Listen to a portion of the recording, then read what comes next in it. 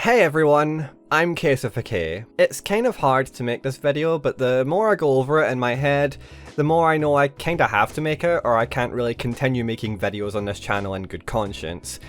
Basically, it's something I can't ignore anymore, even though I honestly really want to. So the TLDR is that my channel was demonetized by YouTube in its entirety. They claim it's under the guise of reused content, which, if you do a little bit of research into those who get hit by this, you will quickly find out that this reasoning is used flippantly and carelessly, and disproportionately harms smaller creators who do not have the resources to fight back against it. In short, I can no longer run ads, receive super chats, or sell Case Club R subscriptions on this channel, at least until October 2023. And I want you to keep that date in mind, because when I begin to dissect my approach to this situation, you'll find it's a whole lot fishier than that. I mean, first off, reused content is a bit of a tall claim to make towards a content creator who writes, narrates, produces, and edits their own video essays from scratch, also using footage that they themselves recorded, with any third-party sources always being credited and having their consent to the use of their content where applicable. In fact, not only does my time go into making sure my content has a whole unique identity all its own, but so does my money.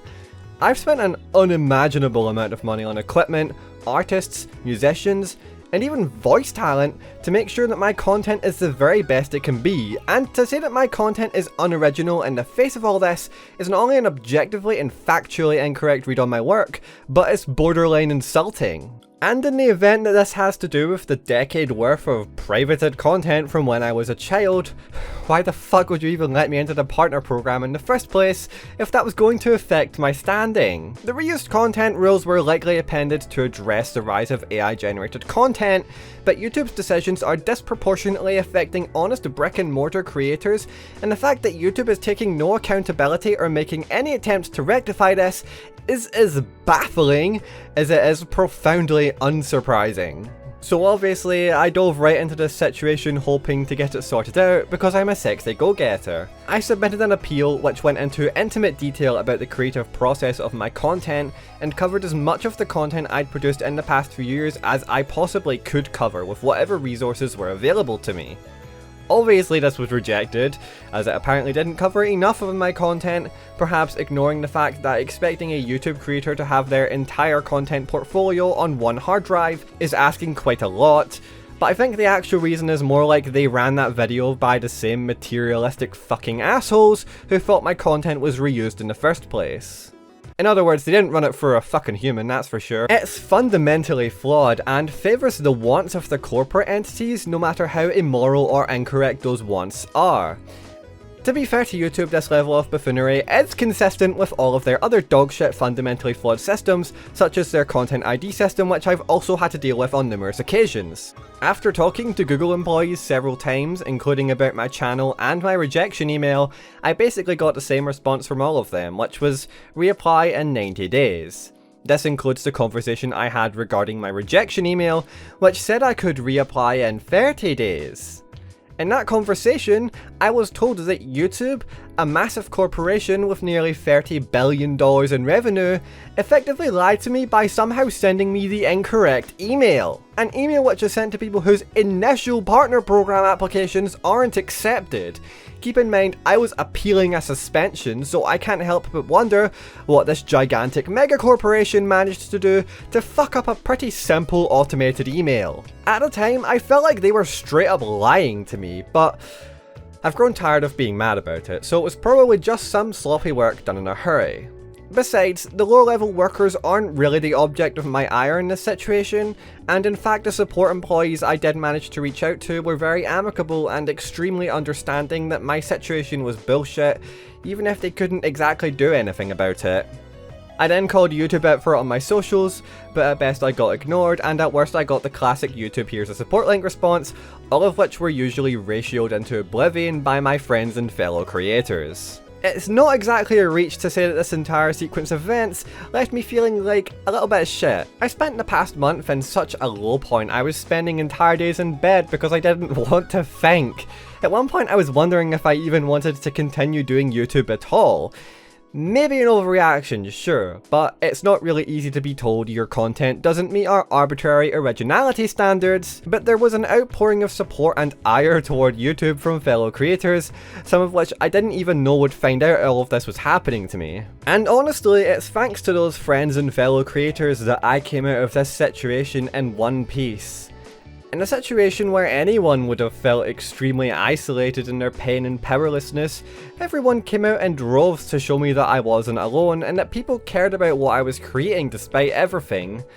At the end of the day, I've been through a lot worse than this, and I've been able to bounce back harder each time. Ultimately, there's nothing I can do about the situation now other than just give myself time to recuperate and come out of it a stronger person and a more resilient creator. So I guess I should cut to the chase. Am I quitting YouTube? No! Fuck no! If YouTube thinks they can take me out that easy, they've got another thing coming. I'm gonna keep doing content no matter what. I'm going to content so fucking hard. I'm going to content all over the place. What the fuck am I reading? But all that said, it's definitely time to make some changes. Namely, this entire debacle has been a very valuable lesson in not putting all of my eggs into one proverbial basket. YouTube was a big part of my livelihood and I don't plan to change that, but I need to make sure safeguards are in place if this kind of thing happens again. In other words, I need to branch out. To that end, I've reopened my Twitch channel, Case of a K, and I've been streaming there multiple times a week. It's mostly the same stuff you'd expect from my YouTube streams from before, but now they're on Twitch. Case Club R is also available on Twitch, and you'll get roughly the same benefits as the YouTube one, except for the emotes on YouTube, because you'd get the emotes on Twitch instead. There are also new emotes on Twitch to go along with that, as I slowly add all the old ones back. Twitch VODs will also be uploaded to a new second channel, Case Rewind, which exists to compile my stream VODs going forward. I considered moving all my old stream VODs there too, but I don't think that's a necessary change just yet. Lastly, I'm considering a tertiary channel where I put all my shitposts and other content which I don't think necessarily contributes to the main channel, and once I get access to the VGM channel again, I'll be moving all of my VGM videos there. Additionally, for people who don't use Twitch or just don't care about emotes and the like, I've opened a Patreon, also Case of a K. The pricing on these two might differ due to taxing or whatever, but I think they're about the same. Case Club R on Patreon will grant you access to all the non-site specific perks, including access to all the special stuff in my Discord server. Additionally, all the things I usually share relating to content in my private Discord channel will also be shared on my Patreon. These are intended to be long-term solutions as, unfortunately, even if I wait the 90-day grace period to reapply, I actually fell under the YPP requirements over the past year in terms of 365-day watch hours, which has no doubt helped by my current penchant for hiatuses. In the meantime, I would really appreciate if you guys help support the channel growth in other ways too, including and especially if you can't or don't want to use Twitch or Patreon. Sharing my videos and discussing them actively on other platforms is a great place to start, and engaging with the videos by rewatching your old favourites, leaving comments, likes, and doing the YouTube bell thing would help more than you can possibly imagine for the foreseeable future. Generally, just helping to uplift whatever content I make going forward would do a lot in ensuring I get back on my feet. I know it's a pretty selfish thing to ask for, but word of mouth is genuinely the best thing you can do for me if you can't support my content financially. I've also built a new PC, and while I'm still working on finessing the parts and getting a new case for the rig, it's currently in a state where I'm very confident I'll be able to produce content more efficiently.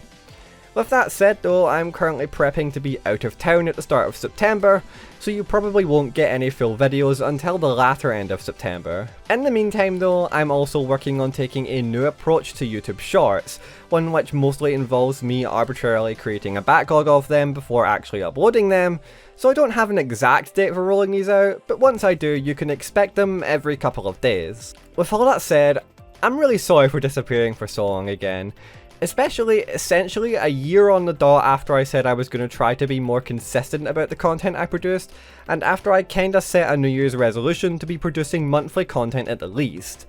I know it's not that big of a deal, but I'm still the same old workaholic, so falling behind like that stings, even if the circumstances were kind of out of my control. Thanks for sticking with me for all of this as well, especially because I kinda promised a lot of content toward the end of the year, and I worry that I won't have the time to fulfill that promise anymore. Also, thanks for watching this far. I know this video is kind of a pity party, and I'm a little surprised that anyone would think to watch this far at all. Shit sucks sometimes, and life always finds a way to make everything way more complicated than it needs to be. God gives his silliest battles to his goofiest dumbasses, and by God am I fucking stupid. But when all seems lost and the world starts throwing punches at you, the strongest thing you can do is go punch them back. So with that said, I guess to end this video, I'll cue myself out with a final open letter to YouTube, so that they may hopefully change their mind. Dear YouTube, to quote James Chen, suck my nuts, assholes.